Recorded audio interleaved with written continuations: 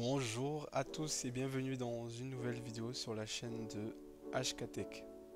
Alors, ça va être une vidéo technique, une vidéo que j'aime bien parce qu'on va avoir les mains sales. On va faire un peu d'infrastructure, un peu de Linux, on va dire. Donc, pourquoi ce tutoriel? Donc, ce tutoriel là, ça va être sur une commande très puissante. C'est une commande, c'est la commande find. Donc, c'est une commande qui va plus concerner les sysadmins sur Linux. Dans mes jeunes années, en fait, quand j'ai commencé, moi j'étais plus ingénieur de production et ingénieur système Linux. Donc il m'arrivait à me connecter sur les serveurs pour pouvoir identifier les problèmes qu'il pouvait y avoir, quoi.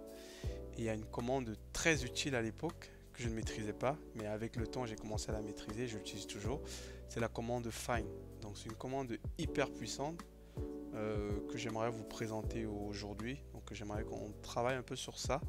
Donc c'est un petit atelier où on va exécuter quelques commandes find où je vais vous les expliquer. Le but c'est pas de faire toutes les commandes find, toutes les combinaisons possibles, mais l'idée c'est de pouvoir utiliser quelques commandes super importantes et donc avec donc le bon contexte en fait. Donc savoir quand l'utiliser et pourquoi l'utiliser. Donc c'est parti pour le générique et ensuite on se retrouve pour la vidéo.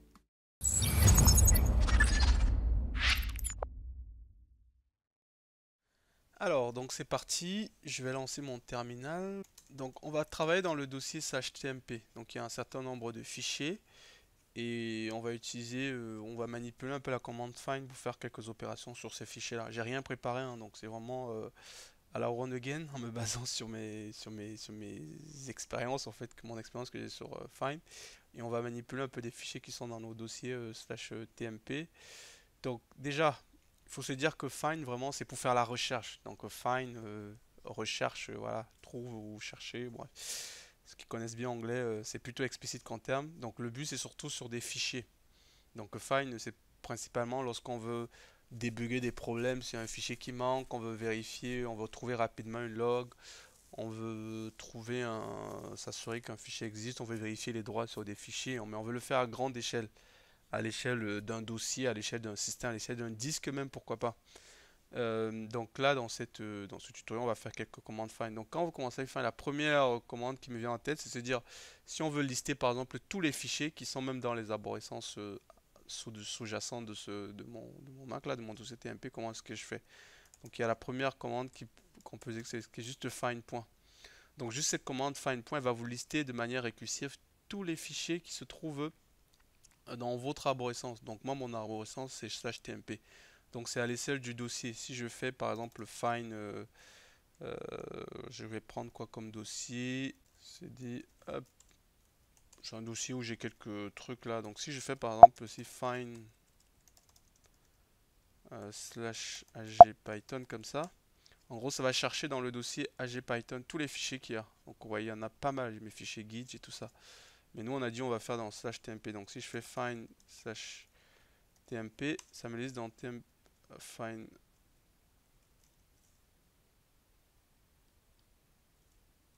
Voilà. Il faut mettre le slash pour qu'il sache que c'est un dossier. Donc voilà, il me liste tous mes fichiers que j'ai dans mon arborescence. Donc c'est vraiment une commande très puissante, quoi. Donc juste avec cette commande-là, vous êtes capable, quand vous arrivez sur un dossier, de pouvoir savoir en fait tous les fichiers qui se trouvent là dans une arborescence. Donc si je vais dans mon dossier Kafka par exemple, là, si je fais find point, hop, il va me lister tous mes fichiers Kafka que j'ai.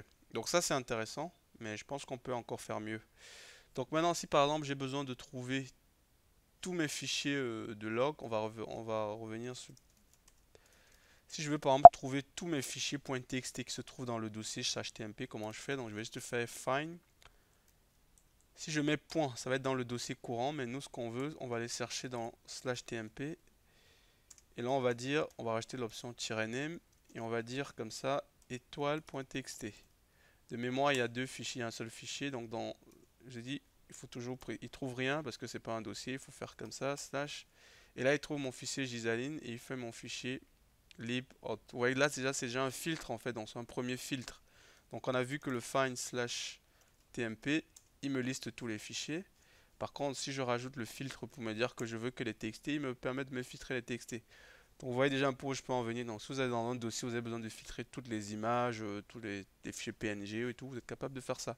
Vous avez juste à rajouter la règle qui correspond à votre fichier, la bonne regex.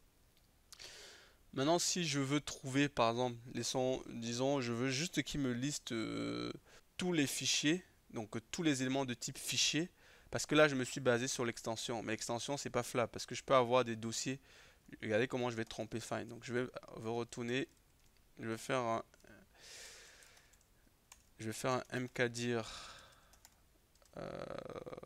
test.txt. Ouais, ça en fait, c'est pas un fichier txt, c'est un.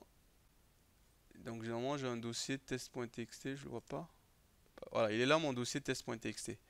Si je demande à Find de me trouver tous les fichiers ou dossiers.txt, il va mettre mon dossier. Donc ça, ça peut être très piégeux en fait. Donc maintenant, si je veux m'assurer que ce sont des fichiers, en fait, à Find, il y a une option qu'on peut rajouter pour dire que type-f. Et là, vous voyez, il vérifie que c'est réellement les fichiers qu'il prend. Donc il y a cet autre filtre là qu'on peut rajouter, qu'on rajoute type-f, c'est pour dire que je veux des fichiers. Par contre, si je veux tirer les dossiers, je mets juste -d, il me donne tous les dossiers. Donc imaginons si je reviens à mon arborescence précédent là, ici dans Kafka, si je veux tous les dossiers qui se trouvent dans le dossier Kafka, je fais type-d, il me liste tous les dossiers. Ouais. Donc, on voit un peu l'intérêt, quoi. Donc, c'est bien de rajouter le nom, c'est bien l'extension, mais l'extension ne fait pas tout parce que il y a des dossiers qui peuvent avoir des extensions. Donc, c'est pour ça que c'est toujours bien de rajouter parfois un filtre. Si on veut des dossiers en précis, si on veut des fichiers en précis, donc -f comme ça, voilà, et -d. Ouais. Donc, euh, ça, c'est un autre filtre qui est intéressant avec Find. Quand je travaillais aussi comme ingénieur Linux, là, il y avait une commande qui revenait souvent, c'est qu'on avait besoin de savoir quand il y avait un problème, si un fichier a été modifié. Donc ça permettait par exemple, quand il y a une application web, de voir si elle était capable d'écrire dans les logs, qui écrivait dans les logs. Donc il y avait souvent une commande qu'on utilisait, par exemple si je veux connaître tous les fichiers qui ont été créés, je vais créer un fichier, je vais appeler echo hktech myfile.txt par exemple là. Donc si je fais cat myfile, hop, j'ai bien mon fichier qui est là. Donc maintenant si j'ai envie de savoir tous les fichiers qui ont été, je sais pas, qui ont été modifiés au cours des 7 derniers jours, c'est aussi possible. Donc je fais find. Donc on a dit qu'on veut des fichiers, donc les fichiers c'est type-f et je rajoute un autre fichier, ça s'appelle mtime, un autre paramètre. Et là si je mets comme ça -7, ça me donne tous les fichiers qui ont été modifiés au cours des 7 jours. Ouais. Par contre, si je dis au cours des 2 derniers jours, voilà, et si je dis au cours des 1 dernier jour, voilà. Donc ça, c'est des fichiers qui ont été créés au cours des 1 dernier jour, quoi. Donc ça, c'est pas mal en fait. Euh, Ça permet de pouvoir rapidement filtrer. Donc là, c'est intéressant, ça vous permet, par exemple, là, de ficher les fichiers qui ont été modifiés au cours des 7 jours, quoi. Donc tous ces fichiers-là au cours du dernier jour. Donc tous ces fichiers ont été modifiés en fait dans la journée. Et c'est normal parce que c'est un dossier HTMP. Si je reviens dans mon dossier Kafka et que je refais le find, je dis je veux tous les fichiers qui ont été modifiés dans les 7 derniers jours. Je pense qu'il n'y en a pas. Ouais. Parce que j'ai pas travaillé sur Kafka depuis très longtemps, donc j'ai pas de fichiers. Par contre, si je veux qui ont été modifiés il y a plus de 7 jours, voilà, là j'en ai. Vous voyez que ça marche bien. Donc tous mes fichiers ont été modifiés. Donc ça, c'est super intéressant. Donc c'est aussi possible même de rajouter plus de 7 jours, mtime, et moins de 200 jours, je sais pas s'il y en aura. Donc je pense qu'on est aussi capable de rajouter des filtres comme ça, donc mettre des intervalles. Donc ça c'est super intéressant quand on veut débugger et tout pour voir ce qui se passe. Donc là on voit que mes fichiers Kafka, ils n'ont pas été modifiés au cours des 7 derniers jours. Donc le moins c'est ça, le moins au cours des 7 derniers jours. Voilà. Par contre, avant les 7 derniers jours, qui ont plus de 7 jours, qui ont été modifiés à plus de 7 jours, voilà. Donc ça c'est intéressant. Donc il y a un autre filtre qui est intéressant qu'on peut rajouter avec Find, que j'aime bien aussi. Ça permet aussi, des fois, il y a des problèmes de taille du fichier. On a des fichiers qui sont trop lourds, trop courts. On va pouvoir identifier les fichiers qui sont lourds. Find permet aussi de faire ça. Donc si moi je veux identifier par exemple tous les fichiers qui ont une taille, donc type, on va dire type, on a dit F, avec une taille qui dépasse pas les 100 mégas. Je sais pas, on va dire des fichiers qui ont plus de 100 mégas. Je pense que j'en ai pas grand monde, voilà. dans le dossier Kafka. Par contre, si je dis par exemple qu'ils ont plus de 1 kg, je pense que ça marche, ça. 1K. Ah, c'est illégal ça, KO, je sais plus comment on dit. Voilà. Donc là, j'ai des fichiers de plus de 1 kg. Donc ça, c'est super intéressant aussi. Donc si je veux les fichiers de plus de 10 kg. Donc ça, c'est super intéressant. Imaginez, vous travaillez dans un site, vous avez un site vitrine ou un site e-commerce dans lequel il y a plein de visuels. Vous voulez voir des fichiers qui pèsent un peu, vous pouvez rajouter ce genre de filtre là. Ça vous permet d'identifier rapidement des fichiers qui sont trop lourds ou pas assez lourds et tout. Donc ça, c'est pas mal quoi. Voilà. Donc je vais retourner dans slash tmp parce que là, je vais faire une opération. Donc on peut aussi rajouter avec find. Ce qui est petit puissant à find, c'est qu'on peut aussi supprimer des fichiers en masse, parce que find c'est vraiment un outil puissant. Donc avec juste une commande find, vous êtes capable d'aller filtrer des fichiers ou des dossiers et leur décider de les supprimer. Donc on va prendre l'exemple. Moi je vais dire à find de supprimer mon fichier. On va le nommer. Alors je vais touchfile.txt, je sais pas, md touchfile2. On va dire que c'est du markdown. Donc moi ce que je vais faire, je vais demander à find de me trouver tous les fichiers qui sont en .md et de les supprimer. Donc on va faire ici la find.name. Donc je vais prendre tous les fichiers .md. Donc là ça va filtrer tous les fichiers lambda. On peut déjà afficher ça, donc il m'affiche ça. Et après je peux dire je veux que tu les delete. Donc j'ai juste à rajouter l'option delete comme ça. Et find va les supprimer. Là si je refais, ils sont plus là. Donc find les a supprimés. Donc vous voyez comment c'est super puissant. Donc il est possible de, dans tout un disque, de pouvoir exécuter cette commande là pour chercher des fichiers, les supprimer ou faire ce qu'on veut quoi. Donc voilà. Donc moi par exemple si je veux supprimer les dossiers vides. Donc par exemple là je dis à find de me trouver tous les dossiers qui sont empty. Donc empty c'est vide quoi.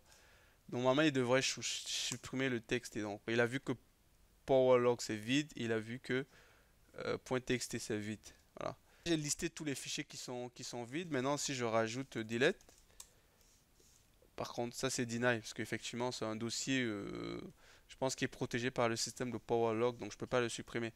Mais par contre vous avez vu find m'a bien listé et normalement il a supprimé l'autre. Ouais, il n'y a plus le dossier test.txt qui existait. Donc ça on peut faire ça avec find. Qu'est-ce qui est encore intéressant? Ce qui peut être aussi intéressant avec find, c'est de pouvoir identifier tous les fichiers qui appartiennent à un user. Donc là, par exemple, j'ai mon user MacBook Pro là, ou bien on va dire MySQL. Donc si je veux connaître tous les fichiers qui appartiennent par exemple au user MySQL, je peux faire un find.type, on va dire que c'est un fichier. Et là, l'option user, je donne underscore MySQL. Il n'y a pas de fichier avec user MySQL. Bon, attends, si je prends MacBook Pro, book. Voilà, donc là il me donne, je pense qu'avec MySQL underscore il doit mal l'interpoler. Et il n'y en a pas vraiment de fichiers, c'est des dossiers. Donc voilà, vous voyez, j'ai tous les fichiers qui appartiennent à ce user là, le user MacBook Pro. Donc ça c'est pareil, c'est super important. Donc vous êtes capable de reconnaître, de trouver rapidement les fichiers qui sont dans une application, si elles existent ou pas. Donc ça c'est des cas concrets qu'on peut avoir. Je peux aussi voir des fichiers qui ont une certaine permission. ls-l. Donc là j'ai des fichiers qui sont ce fichier là qui est en read write et read read, donc ils ont des permissions. C'est quoi encore? C'est 644. Donc si je veux des permissions, que des fichiers qui sont en 644, donc je fais un find.type f et -perm, je rajoute 644 comme ça, et boum, il me filtre tous les fichiers qui ont la permission qui sont en 644. 644 je rappelle, donc ça veut dire read write. Donc au write c'est 4, read c'est 4, write c'est 2. Donc là j'ai du, c'est pour ça que là c'est en 644. Donc c'est tous les fichiers qui sont en read write read read. Voilà. Donc ça c'est super pratique aussi avec la commande find. Possible de récupérer si on veut voir les fichiers par exemple qui sont comme ça. Par exemple là si j'ai pas de fichier en 600, donc ça aussi c'est pas mal. Par exemple pour les clés SSH c'est souvent très utilisé. Par exemple si je vais ici, si je lui donne le dossier, si je lui donne le home comme ça et je lui dis SSH, là-dedans il doit y avoir des fichiers. Ouais, là j'ai des fichiers qui sont des fichiers SSH qui sont en 6.0.0. Par contre, si je fais en 6.4.0, j'en ai pas là-dedans parce que les SSH, c'est souvent la protection est un peu plus accrue sur eux. Qu'est-ce qu'on peut faire d'autre? Donc, ce qui est pas mal aussi avec Find, c'est que je peux lister tous les fichiers qui sont tous les fichiers TXT par exemple. Donc, je suis capable de lister tous les fichiers. Donc, j'ai bien le ls. Si je fais ls étoile.txt, ça marche. Mais je suis capable de le faire aussi avec find ça. Donc, pour ça, je fais find. Toujours notre type pour dire que c'est des fichiers. Le name étoile.txt. Et là, je peux faire un exe parce qu'il est possible d'exécuter des commandes ls-l. Et ensuite, ça, je rajoute ça parce qu'il va faire une loupe sur les fichiers. Et chaque fichier que je vais retrouver, je lui demande de me le lister. Et ça, c'est parce que c'est une syntaxe très particulière à find, quoi. Oh, il dit qu'il n'a pas trouvé ls-.